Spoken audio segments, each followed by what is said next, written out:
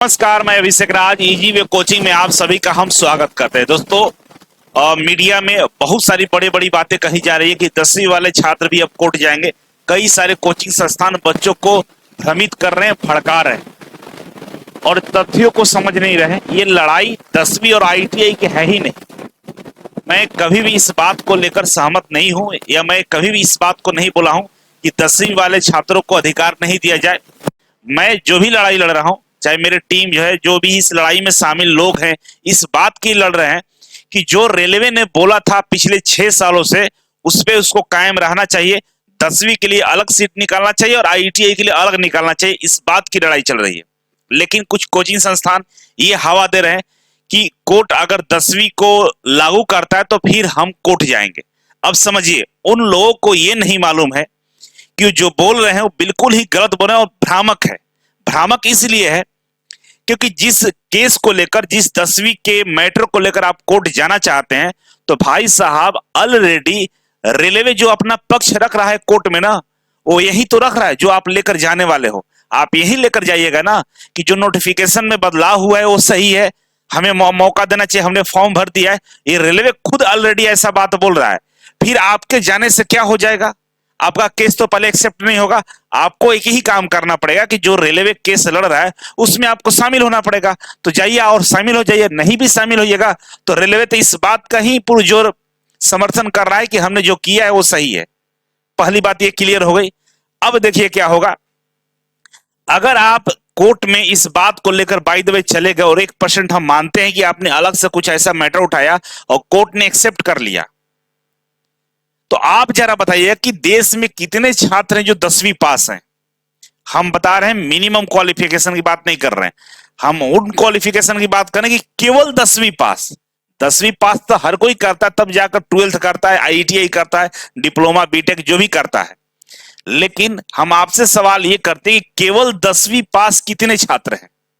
आप जरा बात को गंभीरता से समझिएगा, क्योंकि हमारी जो लीगल टीम है, जो दिल्ली हाई कोर्ट में माननीय न्यायालय में जो सुनवाई अभी चल रहा है, उसके जो हमारे वकील साहब है, एडवोकेट साहब है, और कई सारे वकीलों से मैंने बात किया कि अगर दिल्ली हाई कोर्ट में 28 तारीख को जो फैसला होने वाला है, अगर बाय द वे 1% ऐसा होता है कि कोर्ट इस बात को मान लेता है कि रेलवे के पास अधिकार है नियम बनाने का, नियम में बदलाव करने का, उसने जो किया वो सही है, 1% ऐसा हम मान लेते हैं कि रेलवे का ऐसा अधिकार दिया गया, तो ऐसा कोर्ट मान लिया।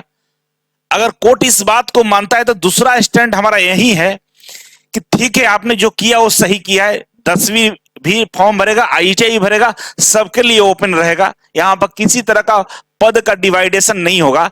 तो फिर हमारी जो मांग है, जो हमारा वकील साहब जिस बात की तैयारी किए हैं, वो बात यह है कि हम लोग सीधा डिमांड कर देंगे कि भाई केवल और केवल मैक्सिमम क्वालिफिकेशन 10th पास कर दिया जाए। मतलब 10th पास वाले को तो फॉर्म जो भरे वो रहेंगे ही रहेंगे, ठीक है। आईटीआई वाले भी फॉर्म भरे हैं, ये भी रहेंगे, ठीक है, ये दोनों रहते हैं। लेकिन जो हायर क्वालिफिकेशन है उसको नॉट अलाउड कर दीजिए, रिस्ट्रिक्टेड कर दीजिए, नॉट अलाउड ये कर दीजिए। और एक जांच कमेटी बैठा दिया जाए कि जो वैसा व्यक्ति जो 10वीं से ज्यादा जिसके पास क्वालिफिकेशन हो, मान लीजिए 12th किया होगा, बीए किया होगा, ग्रेजुएशन किया होगा, कई सारी हायर क्वालिफिकेशन लिया होगा, वो इस फॉर्म को नहीं भर पाएगा। ऐसा हम लोग डिमांड करेंगे। और इस पॉइंट पे हमें लगता है कि कोर्ट भी मानेगा और रेलवे भी मानेगा, क्योंकि वो चाहता है रेलवे कि 10वीं वाले बच्चे जाएं, यही उसको कहना है। तो फिर भाई 12th पास वाले हायर क्वालिफिकेशन क्यों जाएगा? अगर हायर क्वालिफिकेशन के यहां परमिशन देंगे, जो 10वीं का नकाब पहने हुए हैं, जो हायर क्वालिफिकेशन वाले 10वीं का नकाब पहनकर बोल रहे हैं कि हम 10वीं पास है, हम गरीब बच्चे, हमें पैसे नहीं थे आईटीआई करने का, 10वीं का नकाब पहने हुए ग्रेजुएशन वाले, डिप्लोमा बीटेक तमाम लोग फॉर्म भरने का प्रयास करेंगे, तो होगा क्या कि जो आईटीआई के छात्र है इनके साथ समानता का जो अधिकार है ना, जो फंडामेंटल राइट्स है, हमारा इक्वलिटी का जो राइट्स है, जो समानता का अधिकार है, उसका भाई साहब हनन होगा। क्यों? इसलिए क्योंकि 10वीं के रूप में 12th वाले, डिप्लोमा वाले, ग्रेजुएशन वाले बच्चे बैठेंगे, उनका फाइट इनके साथ कैसे कराएंगे आप? एक लोअर क्वालिफिकेशन को हायर क्वालिफिकेशन के साथ आप बैठा रहे हैं एक ही एग्जाम में, ये तो सरासर गलत हो जाएगा। तो फिर क्या होगा, कोर्ट इस बात पे जरूर सहमत होगा कि नहीं ठीक है आप 10वीं रखो, आईटीआई रखो, जो जितना दोनों को एग्जाम में बिठाओ, जो पास होगा उनको नौकरी मिल जाएगा, लेकिन हायर क्वालिफिकेशन को क्या करो, रिस्ट्रिक्टेड कर दो, बैन कर दो, और ये हो जाएगा। जब ये होगा तो समझिए, गंभीरता को समझिए क्या होगा भाई साहब। आज के जमाने में वैसे हमें लगता है कि 1% भी ऐसे छात्र नहीं होंगे जो केवल 10वीं पास होंगे। केवल 10वीं पास वाले 1% भी छात्र नहीं होंगे, और जो होंगे कि जो केवल 10वीं पास करके बैठे हुए हैं, वो किसी कंपनी में काम कर रहे होंगे, घरों में काम कर रहे होंगे, मतलब दूसरे दुनिया में होगा, तैयारी वारी से मतलब नहीं होगा, वो ग्रुप डी का फॉर्म भी नहीं भरे होंगे, वैसे छात्र होंगे। क्योंकि आज जमाना बदल चुका है, हर लोग 10वीं के बाद 12th कर रहा है, ग्रेजुएशन कर रहा है, तमाम डिग्रियां बटोर रहा है। और जब आप रेलवे ग्रुप डी में हायर क्वालिफिकेशन को जैसे आप रोकेंगे, तो फिर होगा क्या कि 10वीं वाले छात्र एक भी नहीं मिलेंगे, केवल और केवल आईटीआई वाले ही फॉर्म अप्लाई कर पाएंगे। बात को समझिए, इसीलिए मुद्दे को बेवजह तुल देने का प्रयास न किया जाए। मैं जो बता रहा हूं, ये कई लोगों से बातचीत, एडवोकेट से बातचीत करने का ये बात मैं बता रहा हूं कि वो लोग करेंगे क्या, कोचिंग वाले। समस्या देखिए क्या है कि जितने भी कोचिंग संस्थानें हैं जो कोर्ट में जाने की बात कर रही है, आप लोग समझ रहे होंगे, कमेंट बॉक्स में बताइए कौन कौन कोर्ट जाने की बात कर रहे हैं 10वीं वाला मुद्दा लेकर। उनका कोर्स बिक चुका है। कोर्स कितना बेचा है, 25,000 30,000 संख्या में कोर्स उन्होंने बेचा है। अब उनके सामने धर्म संकट ये है कि अगर 28 को फैसला ये आ जाता है कि आईटीआई ही लागू रहेगा 10वीं के लिए जो 10वीं वाले पद है वो उनके लिए अलॉट होगा, जो आईटीआई के लिए वो आईटीआई को मिलेगा। फिर वैसे में बच्चे उनसे सवाल करेंगे, फिर रिफंड की बात करेंगे, तो फिर उनके लिए एक गंभीर समस्या बन सकती है। इस वजह से वो चाहते हैं कि चीजों को इस तरह से फंसा दें कि कहीं के ना रहे। अभी बताइए, क्योंकि वो जो बोल रहे हैं वो सरासर गलत है, क्योंकि 10वीं वाले कोर्ट जाने की आवश्यकता क्या है, जबकि आपका रेलवे खुद केस लड़ रहा है, तो आप जाकर क्या कर लेंगे। आप चले भी गए, मान लीजिए 28 तारीख को अगर कोर्ट इस मामले पर पहुंचता है कि नहीं, जो रेलवे ने नोटिफिकेशन जारी किया था वो उसका अधिकार था, चलो उसको रहने देते हैं, तो फिर हमारा डिमांड वहीं पे होगा कि ठीक है आप 10वीं भी रहने दीजिए, आईटीआई भी रहने दीजिए, लेकिन मैक्सिमम जो क्वालिफिकेशन है, जो हायर क्वालिफिकेशन है, उसको रिस्ट्रिक्ट कर दीजिए। मतलब ओनली 10वीं वाला ही छात्र फॉर्म भर पाएगा। वैसे में समस्या बहुत गंभीर होगा, और जांच कमेटी बैठेगी, और जो भी हायर क्वालिफिकेशन वाले लोग होंगे पकड़े जाएंगे। क्योंकि आज के जमाने में आप छुपा नहीं सकते, आधार कार्ड है, तमाम चीजें डिजी लॉकर के थ्रू आपका सब डिटेल्स सरकार के पास मौजूद है। कहीं ना कहीं आप टेक्नीशियन का, एनटीपीसी का, आप कई सारे रेलवे का एग्जाम का फॉर्म आप भरे होंगे, तो वैसे में आप पकड़े जाएंगे। तो समझिए कि जो लोग 10वीं वाले बोल रहे हैं, जो भी कोचिंग संस्थान बच्चों को भड़का रहे हैं, भ्रमित कर रहे हैं, वो कहीं ना कहीं बच्चों के करियर पर कुल्हाड़ी चलाने का प्रयास कर रहे हैं। हमारा कभी भी इंटेंशन नहीं है कि जो 10वीं क्वालिफिकेशन वाले छात्र हैं, जो 10वीं के रूप में ग्रेजुएशन भी किए, शायद जो भी किए हैं, उससे मुझे कोई लेना देना नहीं है।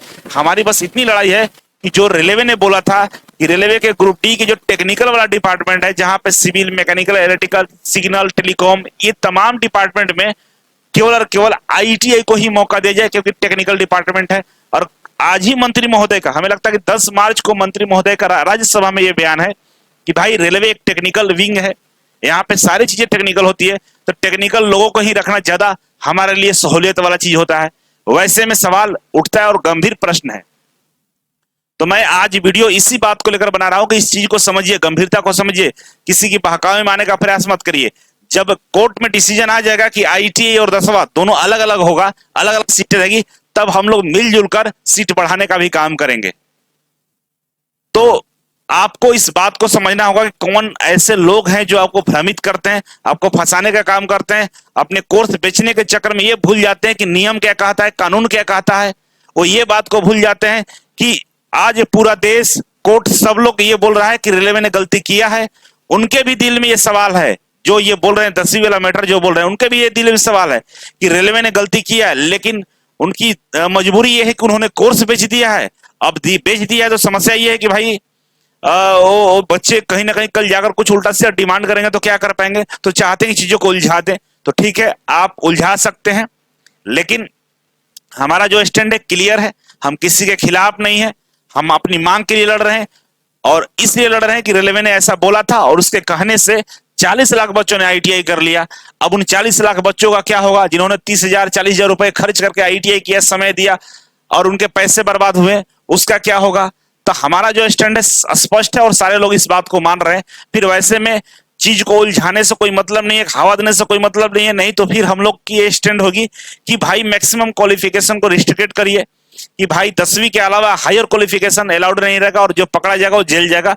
तब जाकर हम इस चीज पर हम लोग आगे बढ़ेंगे। तो संभवतः ऐसा हम लोग करेंगे अगर ये चीजें निकल कर सामने आती है कि नहीं जो रेलवे ने किया वो सही किया है तब।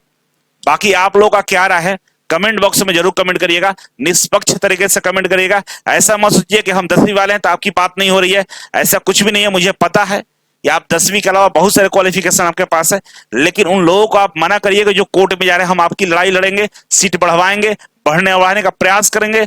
कई सारे हमारे मित्र जो इस केस में साथ में है, कई सारे लोग इसमें जो सहायता कर रहे हैं, वो सब लोग इस बात पर सहमत है कि नहीं सीटी की संख्या बढ़ाई जाएगी तो आपका भी बढ़ जाएगा।